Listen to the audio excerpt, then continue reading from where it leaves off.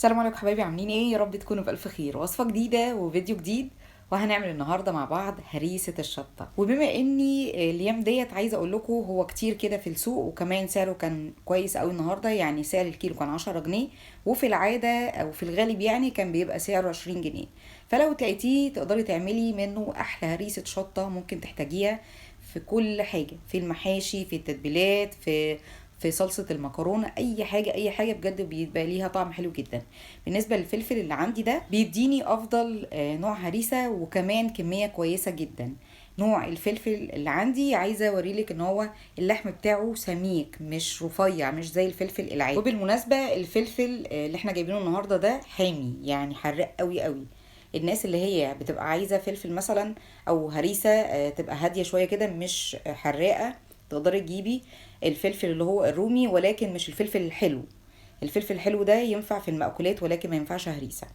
دي كده الكمية اللي احنا عملناها النهاردة، كانت كمية 2 كيلو.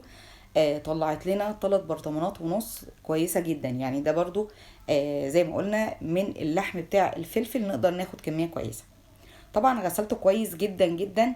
اهم واول حاجه لازم البس جلافز في ايدي، عشان هو بصراحه بيعمل حراره جامده قوي في قلب الايد، يعني بتخلي ايدك تحرقك جامد قوي. فاحنا في غنى عن كده، تقدري تلبسي الجلافز وتشتغلي مفيش اي مشكله خالص. هنا بقى بفتح عندي قلب الفلفل، بشيل منه اللي هي الحبوب البيضة ديت، وكمان بشيل منه اي قطع كده بيضة، دي برضو بتعمل مرارة وبرضو مش هستفاد منها بأي حاجة خالص. ببتدي افتح بالشكل اللي انتوا شايفينه ده، وبنضفه خالص خالص، ما يبقاش فيه اي بذر زي ما انتوا شايفين بالشكل ده. وكمان لو تلاحظي هتلاقي اللحم زي ما قلتلك، اللحم بتاع الفلفل ده سميك. فالكمية اللي احنا هناخدها بعد بقى ما نخلص ونطبخ، هناخد كمية كويسة جدا من الهريسة بتاعتنا النهاردة. وطبعا هنمشي بنفس الخطوات دي لو احنا برضو عاملين الفلفل البارد، سواء عامله بقى كميه كبيره كميه صغيره، او حتى ممكن تعملي نص الكميه من الفلفل الحراق ونص الكميه التانية من الفلفل البارد. وزي ما تحبي تقدري تستخدميها في اي حاجه، مفيش اي مشكله خالص. حتى لو انت عندك مثلا الطماطم بتبقى في بعض الاوقات كده مش حمراء، فلو انت عامله محشي والطماطم مش حمراء معاكي، تقدري تحطي معلقتين من الهريسه دي، هتخليلك الصلصه ديت حمرا جدا جدا. من الحاجات بجد اللي هي بتبقى يعني كنز في البيت. انا بحب قوي في وقت مثلا اي حاجه تبقى موجوده، بحب اجيب منها كميه واعملها، وبتنفعني قوي. سواء بقى طماطم، سواء فلفل اعمله هريسه، اي حاجه اي حاجه. ومفيش اي حاجه بتخسر في البيت بصراحه. هنا بقى كنت خلصت عندي بقية الكمية، ما بتاخدش وقت كتير على فكرة. يا دوبك بقى كده حاجات بسيطة خالص، مش وقت كتير. وبتطلع معانا الحاجات اللي انتوا شايفينها دي مش ما فيهاش اي استفادة خالص. هنا بقى خلصت عندي الكمية بالشكل ده، بحطها عندي في حلة، فوق، في اي حاجة. وبنزل بس كده معلقة من الملح. الملح ده هينزل لي المية بسهولة، ما تقعدش كتير على البوتاجاز. بسيب طبعا الفلفل مع الملح حوالي ربع ساعة، كأني بالظبط بعمل بتنجان. بحط عليه رشه الملح، بيبتدي ان هو يسرد شويه ميه. بعد ما عدى الربع ساعه، زي ما شفتوا كده كميه الميه اللي جابها الفلفل لما حطينا عليه الملح. بشغل عندي البوتاجاز، النار عندي تبقى وسط، ما تبقاش عاليه. ولو في اي بذره ولا اي حاجه ببتدي ان انا اشيلها. هنا بقى بشغل عندي البوتاجاز، عايزه اسوي الفلفل، وما بحطش اي ميه خالص. الفلفل هيجيب معايا الميه، وهي دي اللي هتفضل معايا لحد ما اخلص. وهقول لكم برضو هنتخلص منها ازاي. هنا بقى ببتدي ان انا اقلب من وقت للتاني، واخلي بالي كويس جدا ما اسهاش عنه، لانه ممكن يتلسع منك وبيعمل ريحه كده مش حلوه. هتلاقي ريحه الفلفل كله بقت ريحه حاجه ملسوعه، ودي طبعا مش حاجه عايزينها خالص. هنا بقى طبعا طول وقت التسويه لازم ابقى مغطيه الفلفل، عشان البخار هو اللي هيسوي الفلفل ده بشكل كويس. من وقت للتاني كده ببتدي ان انا اقلب واجيب من تحت وفوق. طبعا مع الوقت هتبص تلاقي الفلفل الكميه الكتيره دي ابتدت انها تقل شويه في شويه، زي ما انتم شايفين بالشكل ده. هنا بقى كنت خلاص وصلت للقوام اللي انا عايزاه. الكميه ابتدت انها تاثر، وطبعا هو جاب ميه اكتر، وابتدى ان هو يشربها حاجه بسيطه كده. بقى معايا شويه ميه بساط خالص. هبتدي ان انا اطفي عليه دلوقتي واسيبه يهدى شويه، واضربه في الخلاط. ما ينفعش ان انا اضربه وهو سخن جدا، ممكن الشفشق بتاع الخلاط يطق منك او يتشرخ، ودي طبعا نتيجه انا مش عايزاها خالص. لون الفلفل هنا متغير شويه، تحس ان هو فتح. ده لما ضربناه في قلب الخلاط، ولكن لما بيقعد شويه في شويه هتبص تلاقيه يرجع للونه الاصلي الاحمر جدا. وده اللي احنا شفناه في اول الفيديو.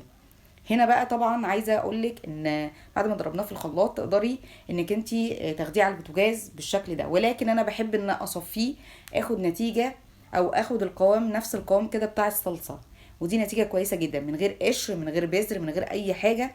بصراحه يعني حاجه ولا اروع، وبيبقى حلو قوي قوي في التتبيلات كمان. بصفيه ويفضل جدا تبقى المصفى معاكي العيون بتاعتها ضيقه عشان ما ينزلش القشر كده اثناء التصفيه. بالنسبه بقى لقشر ده، لو انت عايزه تحطيه في تسبيكه المحشي ماشي، مش عايزه تحتاجيه في حاجه خالص ممكن ان انت تتخلصي منه وترميه. هنا بعد ما خلصت عندي تصفيه هبتدي ان انا اخده عندي على النار واتخلص من كميه الميه البسيطه اللي بتبقى في الفلفل بتاعنا. فوق بقى او في حله هنزله والنار عندي تبقى متوسطه لهاديه، مش عايزاه تبقى عاليه خالص، وطبعا ما بيتغطاش لان بتبقى ايديا فيه طول وقت التسويه الاخير ده، يعني بسبكه حاجه بسيطه وتخلص زي ما قلنا من كميه الميه اللي بتبقى موجوده. القوام دلوقتي تحس ان هو قوام وسط، يعني ولا هو تقيل ولا هو خفيف، ولكن لما يعدي معانا كده 10 دقايق على خطوة التسبيك دي وكمان نطلعه من على النار، عايزه اقولك ان هو بيتقل بيبقى بالظبط نفس قوام الصلصه. هنا بقى بعتبر الخطوه دي خطوه يعني بحفظ بيها الفلفل بتاعي او الهريسه بتاعتي. احط معلقتين من الزيت وببتدي ان انا اقلب كده طول الوقت لحد ما بيعدي معايا حوالي ربع ساعه، وتبتدي ان هي تعمل فقاقيع معايا زي اللي احنا هنشوفها دي. بصوا كده تحس ان هي بتطلع بصعوبة، يعني البقاليل دي بتطلع مش سهلة، بتطلع بسيطة كده بالعافية. ببقى كده خلاص وصلت للقوام اللي انا عايزاه. هنا بقى بطفي عليه وبسيبه يهدى شوية، مش يبرد خالص اللي هو يبقى ساقع، ولكن يهدى اقدر احطه في قلب كده البرطمانات بتاعتي. هنا كان دافي معايا كده، ما كانش سخن، هو بيطلع بخار بس على بسيط خالص. القوام بتاعي هيبتدي يتقل يعني شوية في شوية، وده كده قوام بصراحة ممتاز جدا، واحنا كده وصلنا لنتيجة حلوة قوي. هنا بقى في الحاجات اللي انا هحطه فيها، اقدر احطه في برطمانات، ويفضل جدا تبقى ازاز بيكونوا مغسولين كويس جدا ومتنشفين مفهومش ولا نقطة مية، علشان احافظ على الهريسة بتاعتي، يعني ما تبصي ولا يحصل لها اي حاجة وتقعد اطول وقت ممكن. ببتدي طبعا اعبيهم واقفلهم على طول، مش عايزاهم يبردوا، مش هسيبهم يعني لما يبردوا بعد كده اقفلهم، لا، اول ما بعبي البرطمان ببتدي ان انا اقفله على طول.